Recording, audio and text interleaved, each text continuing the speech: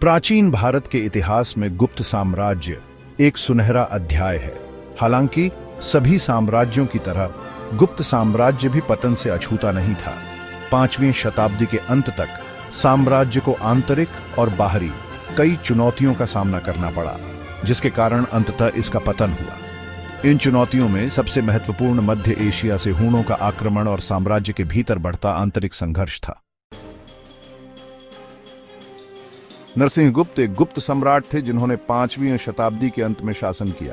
वह इन अशांत समय के बीच सिंहासन पर आरूढ़ हुए। उन्हें एक ऐसा साम्राज्य विरासत में मिला जो बाहरी खतरों और आंतरिक कमजोरियों से जूझ रहा था। उनका शासनकाल हालांकि प्राथमिक स्रोतों की कमी के कारण कुछ ऐतिहासिक अस्पष्टता में डूबा हुआ है। गुप्त साम्राज्य के अंतिम चरणों को समझने के लिए महत्वपूर्ण है।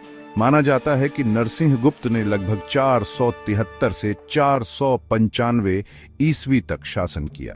वे अपने पिता स्कंदगुप्त के उत्तराधिकारी बने, जिन्हें हूण आक्रमणों की शुरुआती लहरों को सफलतापूर्वक खदेड़ने और साम्राज्य को थोड़े समय के लिए स्थिर करने का श्रेय दिया जाता है। नरसिंहगुप्त को हूणों के निरंतर हमले के खिलाफ ढहते साम्राज्य को बचाने के कठिन कार्य का सामना करना पड़ा।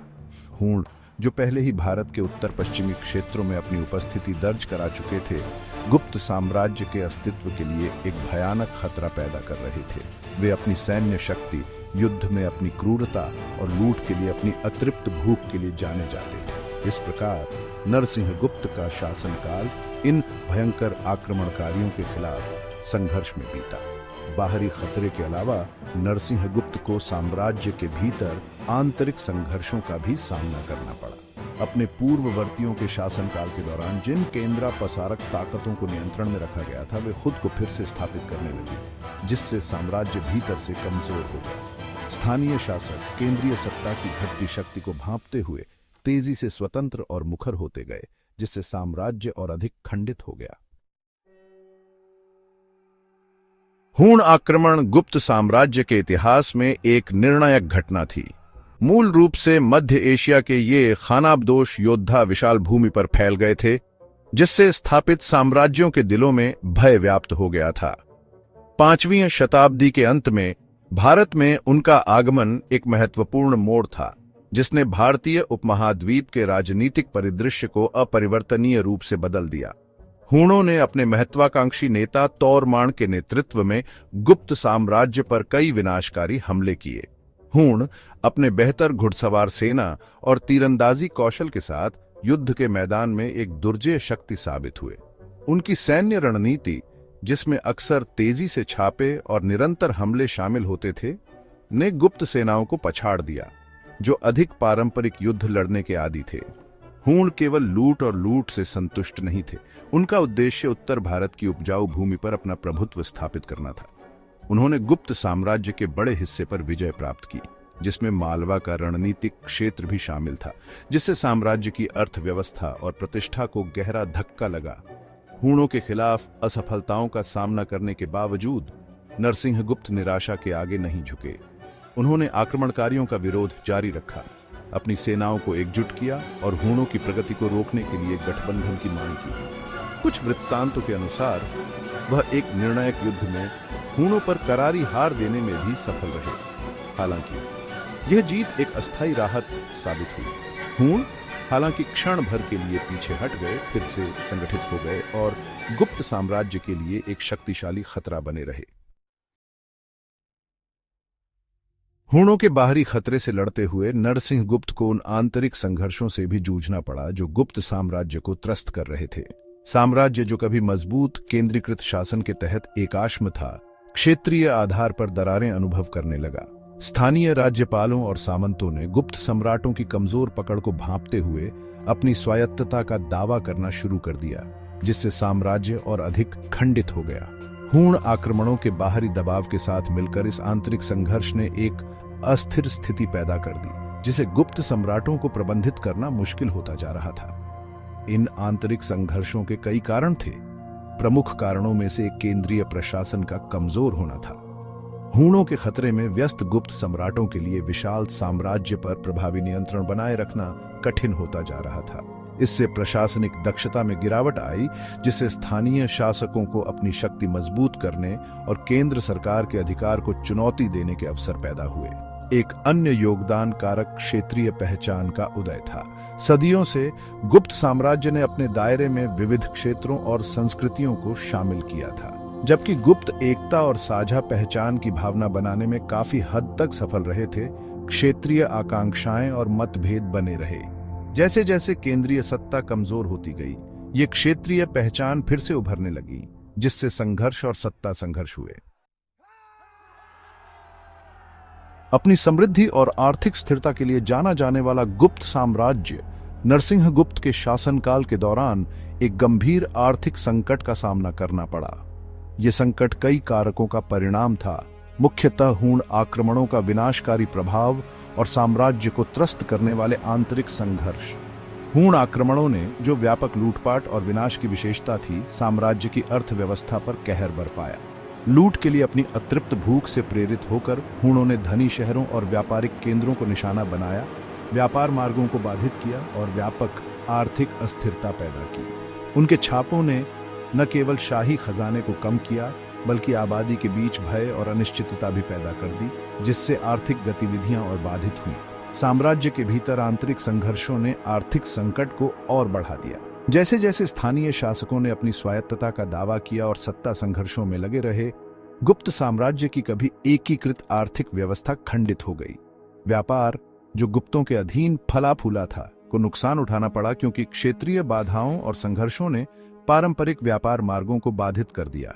व्यापार राजस्व में गिरावट ने साम्राज्य के वित्त पर और दबाव डाला, जिससे गुप्त सम्राटों के लिए अपनी सेनाओं को बनाए रखना और अपने विशाल क्षेत्रों का प्रशासन करना कठिन होता गया। आर्थिक संकट का गुप्त साम्राज्य पर गहरा प्रभाव पड़ा।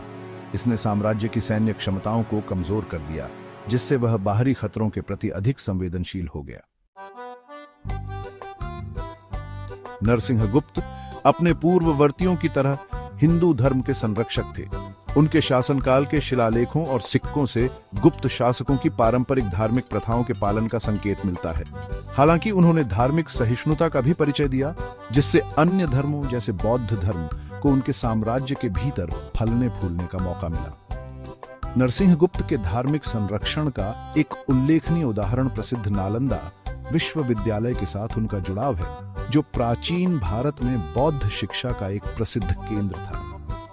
जबकि कुछ विद्वानों का मानना है कि विश्वविद्यालय की स्थापना उनके पिता स्कंदगुप्त के शासनकाल के दौरान हुई थी, अन्य लोग इसकी स्थापना का श्रेय स्वयं नरसिंहगुप्त को देते हैं। संस्थापक चाहे जो भी हो, यह स्पष्ट है कि नरसिंहगुप्त के शासनकाल के दौरान नालंदा विश्वविद्यालय को शाही संरक्षण प्राप्त था। नालंदा विश्वविद्यालय का नरसिंहगुप्त का संरक्षण महत्वपूर्ण है, क्योंकि यह गुप्त साम्राज्य के समावेशी स्वरूप को उजागर करता है। धर्मनिष्ठ हिंदू होने के बावजूद गुप्त सम्राटों ने अपनी प्रजा पर अपना धर्म नहीं थोपा। उन्होंने अन्य धर्मों और दर्शनों को सह अस्तित्व और फलने फूलने दिया, जिसने गुप्त साम्राज्य की समृद्ध सांस्कृतिक और बौद्धिक विविधता में योगदान दिया। नरसिंहगुप्त का शासनकाल गुप्त साम्राज्य के इतिहास में एक महत्वपूर्ण मोड़ था। जबकि उन्होंने हूण आक्रमणकारियों के खिलाफ बहादुरी से लड़ाई लड़ी और साम्राज्य की अखंडता को बनाए रखने की कोशिश की, लेकिन उनके सामने आने वाली चुनौतियां दुर्गम साबित हुईं। हूण आक्रमणों ने आंतरिक संघर्षों और आर्थिक गिरावट के साथ मिलकर गुप्त साम्राज्य को अपरिवर्तनीय रूप से कमजोर कर दिया था, जिससे इसके अंतिम पतन का मार्ग प्रशस्त हुआ। नरसिंहगुप्त के शासनकाल के बाद उनके उत्तराधिकारियों के अधीन गुप्त साम्राज्य का पतन जारी रहा। हालांकि हूण अंततः भारतीय समाज में आत्मसात हो गए, लेकिन उन्होंने साम्राज्य को एक गंभीर झटका दिया था, जिससे वह कभी पूरी तरह उबर नहीं पाया। आंतरिक संघर्ष और क्षेत्रीय विखंडन बेरोकटोक जारी रहा, जिससे बाहरी खतरों का विरोध करने की साम्राज्य की क्षमता और कमजोर हो गई। कभी शक्तिशाली गुप्त साम्राज्य, जिसने अपने ध्वज के नीचे उत्तर भारत के अधिकांश हिस्से को एकजुट किया था, अब अपने पूर्व गौरव की छाया मात्र रह गया था। 6ठी शताब्दी ईस्वी के मध्य तक गुप्त साम्राज्य कई छोटे राज्यों में बंट गया था। अंतिम मान्यता प्राप्त गुप्त सम्राट विष्णुगुप्त को लगभग 550 ईस्वी में मौखरी वंश ने उखाड़ फेंका, जिससे भारत में गुप्त वंश के शासन का अंत हो गया। गुप्त साम्राज्य के पतन के भारतीय उपमहाद्वीप के लिए दूरगामी परिणाम हुए। इससे कई क्षेत्रीय शक्तियों का उदय हुआ, जिससे राजनीतिक विखंडन का एक नया युग शुरू हुआ। नरसिंहगुप्त का शासनकाल हालांकि उथल-पुथल और पतन से चिह्नित था, भारतीय इतिहास में एक महत्वपूर्ण स्थान रखता है। उन्होंने अत्यधिक चुनौतियों के दौर में शासन किया, निरंतर बाहरी खतरों का सामना किया और आंतरिक संघर्ष से जूझते रहे। जबकि वह गुप्त साम्राज्य के अंतिम पतन को नहीं रोक सके, साम्राज्य की विरासत को संरक्षित करने के उनके प्रयासों और कला, संस्कृति और शिक्षा के उनके संरक्षण ने एक स्थायी प्रभाव छोड़ा। नरसिंहगुप्त के सबसे उल्लेखनीय योगदानों में से एक नालंदा विश्वविद्यालय को समर्थन देने और उसका संरक्षण करने में उनकी भूमिका थी। उनके शासनकाल में फला फूला यह प्रसिद्ध शिक्षा केंद्र दूर दूर से विद्वानों और छात्रों को आकर्षित करता था, जिससे एक जीवंत बौद्धिक वातावरण को बढ़ावा मिलता था। नालंदा ज्ञान का भंडार बन गया, जिसने दर्शन, खगोल विज्ञान, गणित और चिकित्सा सहित विभिन्न क्षेत्रों में प्राचीन भारतीय ज्ञान को संरक्षित और प्रसारित किया। नरसिंहगुप्त के शासनकाल में कलात्मक उत्कृष्टता की गुप्त परंपरा भी जारी रही। राजनीतिक और आर्थिक उथल-पुथल के बावजूद कला और स्थापत्य कला का विकास जारी रहा। यद्यपि पहले के गुप्त शासकों की तुलना में छोटे पैमाने पर, उनके शासनकाल की मूर्तियां और सिक्के हालांकि संख्या में कम हैं, वही उत्कृष्ट शिल्प कौशल और विस्तार पर ध्यान प्रदर्शित करते हैं, जो गुप्त कला की विशेषता थी। नरसिंहगुप्त का शासनकाल हालांकि अपेक्षाकृत छोटा था और हूण आक्रमणों की आहट से ढका हुआ था, गुप्त भावना के लचीलेपन का प्रमाण है। उन्हें एक ऐसा साम्राज्य विरासत में मिला जो आंतरिक और बाहरी दोनों तरह की भयानक चुनौतियों से जूझ रहा था, और उन्होंने इसकी एकता और विरासत को बनाए रखने के लिए बहादुरी से लड़ाई लड़ी। जबकि वह पतन के ज्वार को रोक नहीं सके, साम्राज्य की रक्षा करने के उनके प्रयासों, शिक्षा और संस्कृति के उनके संरक्षण और शासन के गुप्त आदर्शों के पालन ने भारतीय इतिहास पर एक स्थायी छाप छोड़ी। नरसिंहगुप्त का शासनकाल एक अनुस्मारक के रूप में कार्य करता है कि प्रतिकूल परिस्थितियों में भी ज्ञान की खोज, कला का संरक्षण और सांस्कृतिक विरासत का संरक्षण सर्वोपरि रहता है। उनकी कहानी हालांकि एक ढलते साम्राज्य की उदासी से सराबोर है, प्राचीन भारत की स्थायी भावना की एक झलक भी पेश करती है। एक ऐसी भावना जो तब भी चमकती रही जब गुप्त साम्राज्य पर सूरज डूब गया। अगर आपको यह वीडियो पसंद आए तो कृपया लाइक, शेयर और सब्सक्राइब करें।